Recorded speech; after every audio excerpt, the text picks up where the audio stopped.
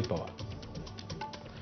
झालं गेलं गंगेला मिळालं म्हणत उद्धव आणि राज ठाकरेंनी एकत्र यावं अशी भावना ठाकरे बंधूंचे मामा चंदू मामांनी बोलून दाखवली आहे. दोन्ही भावांनी एकत्र येऊन मराठी माणसांचं भलं करावं असंही चंदू मामांनी म्हटलं. सूर्यप्रकाशाची अंधुक किरणं आता दिसू लागली आहेत, सूर्यही लवकरच उगवेल असा आशावादही त्यांनी व्यक्त केला.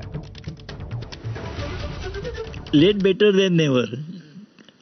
वेळ लागला, काळ गेला, बऱ्याचशा गोष्टी चांगल्या वाईट झाल्या, ते आता सगळं झालं गेलं गंगेला मिळालं असं होऊन दोघांची मनं आणि विचार जर एकत्र होत असतील तर मराठी माणसाचं आणि महाराष्ट्राचं नक्कीच भलं होईल. मुंबईच्या महापालिकेवर नवं राज्य येईल. तुम्हाला वाटतं हे महापालिकेच्या निवडणुकीच्या अनुषंगाने सक्सेसफुल होईल?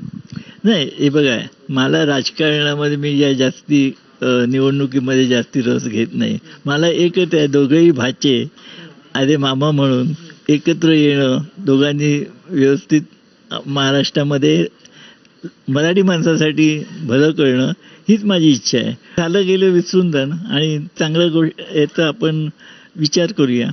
आणि साहेबांना जो एक शांतिमय साहेबांना साहेबाचा जो आनंद झाला असता तो दिवस लवकरच येईल अशी माझी अपेक्षा आहे.